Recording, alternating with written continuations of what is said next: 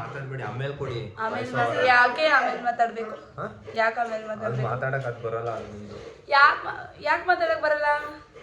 ನೀವು ವಾಯ್ಸು ಅಲ್ಲೊಂದು ಇಲ್ಲೊಂದು ಮಾತಾಡ್ತೀರಾ ಕರೆಕ್ಟಾಗಿ. ಏನಿವ ಸ್ಪೆಷಲ್?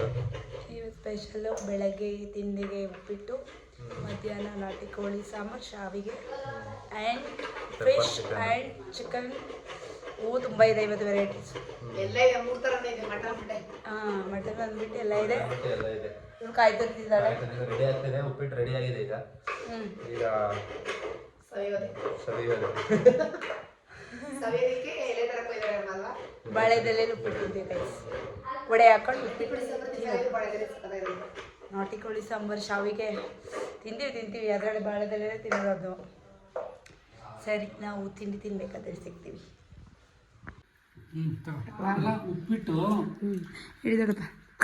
ಉಪ್ಪಿಟ್ಟು ಕೊನೆಯಲ್ಲಿ ಮಾಡಿ ಕ್ಲೋಸ್ ಮಾಡುವಾಗ ತಿರುಗಿಸ್ಬಿಟ್ಟು ಮುಚ್ಚಿಬಿಡ್ಬೇಕು. ಆಗ ಭಾರಿ ಹೆಂಗಿದೆ? ಸೂಪರಾ? ಚಿಕನ್ ತಿನ್ಬಿಟ್ಟು ತೋರ್ಸು ಬಿಡಿ. ಕೈಯೇ ಆಗ್ತಾವಳೆ. ಹಾಂ, ಚೆನ್ನಾಗಿದೆಯಾ ಚಿಕನ್ನು? ಚಿಕನ್ ಭಾರಿ ಸೂಪರ್ ಐತೆ. ಹಾಂ, ಮಸಾಲೆ ಚೆನ್ನಾಗಿದೆ.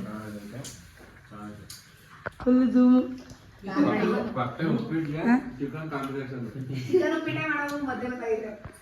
ಇದೆಲ್ಲ ಆದ್ಮೇಲೆ ಈ ಥರ ಉಪ್ಪಿಟ್ಟಿಗೆ ಚಿಕನ್ ಮಸಾಲ ಎಲ್ಲ ಬೇಕು ಅಂದರೆ ತುಂಬ ಹತ್ತಿರದಲ್ಲೇ ಕಾಳಿನಲ್ಲಿ ಪಕ್ಕ ರಸದಲ್ಲಿ ವಿಡಿಯೋ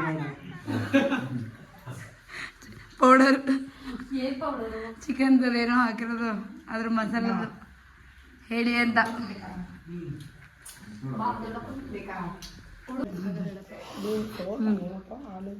ಅಲ್ಲಿಂದ ಸ್ಟಾರ್ಟ್ ಮಾಡಬೇಡ. ಎಣ್ಣೆ, ಸಾಸಿವೆ, ಕಡಲೆಬೇಳೆ, ಕಡಲೆ ಹೋಗ್ಬಿಡೋದೆ. ಚೆನ್ನಾಯ್ತಾ ನಾನು ಮಾಡಿರೋದು?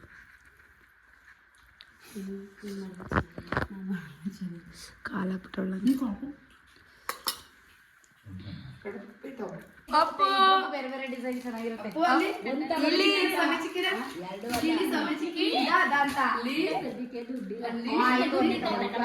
ಇವಾಗ ಅಲ್ಲಿ ಮನೆ ಹೊಸ ಮನೆ ಗಲೀಜಾಗುತ್ತೆ ಅಂತ ಹಳೆ ಮನೆಗೆ ಬಂದಿದ್ದೀವಿ. ಇಲ್ಲಿ ಏನು ಬೇಯಿಸ್ತಾ ಇದ್ದೀನಿ ಸಾಂಬಾರನ್ನ. ಇದು ಮುಗಿದ್ಮೇಲೆ ಶಾವಿಗೆ ಮಾಡ್ತೀವಿ. ಹೇಗೆ ಮಾಡುತ್ತೆ ನಮ್ಮಮ್ಮ ಅಂತ ತೋರಿಸ್ತೀನಿ ಇರಿ ನಾನು ನಿಮಗೆ. ಅದು ಬಿಟ್ಟರೆ ನಮ್ಮ ಶಶಾಂಕಿ ನಿನ್ನೆ ಹೇಳೋದು ತೋರ್ಸೋದು ಬರೋದು ಅಂತಿದೆ, ಉಕ್ಕಿಕ್ಬಿಡೋದು ಅಂತ. ಶಶಾಂಕಿ ಹಸುಗೆ ಹುಲ್ಲಾಕ್ಬಿಟ್ಟು ಬರೋಕ್ಕೆ ಹೋಗಿದ್ದ. ಇವಾಗ ಒಂದು ನಾಮಕರಣ ಇದೆ. ಇವನು ಮತ್ತು ನನ್ನ ತಂಗಿ ರೆಡಿಯಾಗಿ ಹೋಗಬೇಕು. ಸೊ ಅಷ್ಟೇ. ಅದಾದಮೇಲೆ ಇದು ಪೈನ್ ಮೇಲೆ ಚೆನ್ನಾಗಿ. ಹಾಯ್ ಗಾಯ್ಸ್, ಇವಾಗ ಏನು ಮಾಡ್ತಾ ಇದ್ದೀವಿ ಅಂದರೆ ನೋಡಿ, ಇಲ್ಲಿ ಚಿಕನ್ ಸಾಂಬಾರು ಮಾಡ್ತಾ ಇದ್ದೀವಿ, ನಾಟಿ ಕೋಳಿ ಸಾಂಬಾರು. ಸೊ ಇವಾಗ ಏನು ಖಾರ ಬೇಯ್ತಿದೆ. ಇಲ್ಲಿ ಖಾರ ರೆಡಿ ಇದೆ, ಕೈ ಖಾರ ಮತ್ತು ಇದು ಮೊಟ್ಟೆದು. ಸೊ ಇದಾದಮೇಲೆ ನಮ್ಮಮ್ಮ ಅಲ್ಲಿ ಏನು ಶಾವಿಗೆಗೆ ರೆಡಿ ಮಾಡ್ಕೊತಿದ್ದಾರೆ. ನಮ್ಮ ಬಾವ ಮತ್ತು ಅವರು ಇಬ್ಬರು ಬಾವ ಅವರು ಊರಿಗೆ ಹೋಗಿದ್ದಾರೆ. ಅಲ್ಲಿಂದ ಬಂದಮೇಲೆ ಶಾವಿಗೆ ಮತ್ತು ನಾಟಿ ಕೋಳಿ ಸಾಂಬಾರು ಸವಿಯಲು ಸಿದ್ಧವಾಗ್ತೀವಿ. ಇದೊಂದು ಮಾಡಿಬಿಟ್ರೆ ಹಬ್ಬ. ವೀಕೆಂಡ್ ಬಂತು ಅಂದರೆ ಕಿಚನಲ್ಲೇ ಕೆಲಸ ಆಗುತ್ತೆ. ಈ ಥರ ಎಷ್ಟು ಜನಕ್ಕಾಗುತ್ತೆ ಹೇಳಿ? ನಾವಂತೂ ಕಿಚನ್ ಬಿಟ್ಟು ಯಾವ ಕಡೆಗೂ ಅಳ್ಳಾಡೋದೇ ಇಲ್ಲ.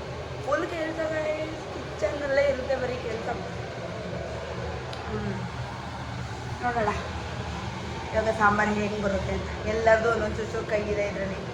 ಎಲ್ಲರೂ ರುಬ್ಬಿದ್ವಿ, ಎಲ್ಲರೂ ಏನೋ ಬೇಯಿಸ್ತಾ ಇದ್ದೀವಿ.